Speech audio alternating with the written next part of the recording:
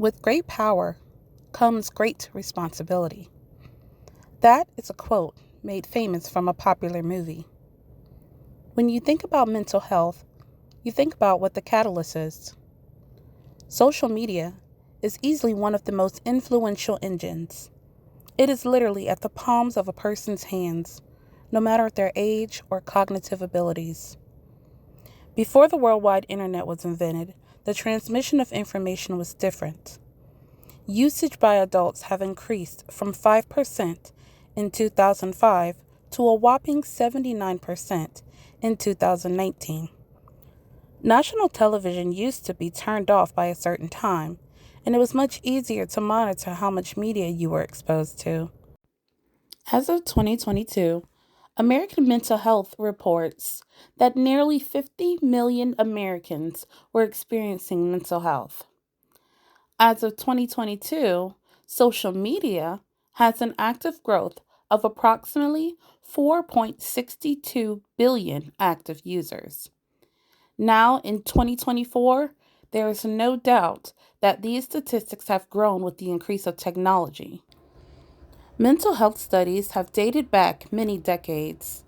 In the Middle Ages, there were poorhouses created for the poor, disabled, and mentally ill, called almhouses. During the 1800s, Thomas Kirkbride developed a plan to help the mentally ill. That included fresh air, privacy, and a little sunshine. This therapeutic solution was often practiced throughout the 1850s until more people began being pushed into asylums by the 1890s. By the mid-19th century, doctors began to understand that not all mental patients suffered from the same thing and therefore required different treatment. Nowadays, there are many health types, with depression and anxiety being the top two. Let's go back to the internet. The World Wide Web was created in 1983 by computer scientist Tim Berners-Lee. Within a decade, it was more accessible by the public.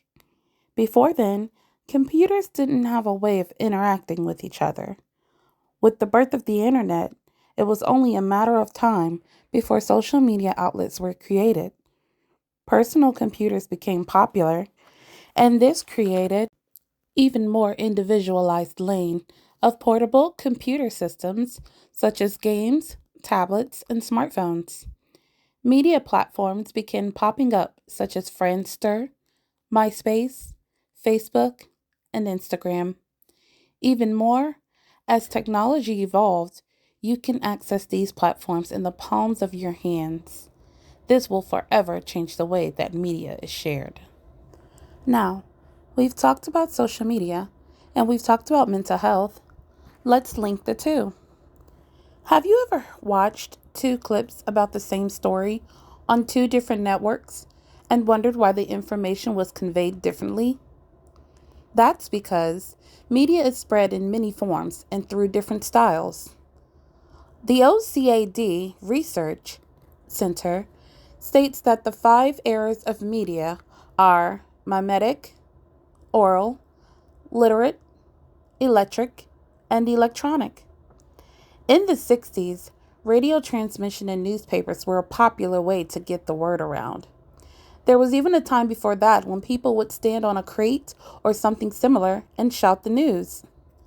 People would write letters to each other, and it could take weeks and even months to find something out. But when you fast forward to the 21st century, learning about something across the world could only take a few seconds to access. If you're wondering how this affects your brain, well, the human brain is full of many complex neurons. When a person sees or hears something, signals are sent to these neurons to different parts of the brain that tell the person how to think, feel, and even perceive information. When a person gets on social media, it's like eating. If you prepare something unhealthy, then your body will eventually decline, and your mental health will not be as strong. Some meals would be nutritious, while others can give you food poisoning. Now imagine if that media food was accessible to children. It could be quite dangerous. There is no coincidence that the rate of mental illness has increased since the creation of the World Wide Web. Whether it be due to actual news, television shows, peer pressure, entertainment platforms, or self esteem, social media is most certainly a catalyst for this. Almost everyone across the world has access to media in some way, and therefore susceptible to its effects. Soon, there will be more interactive problems implemented in learning institutions for mental health.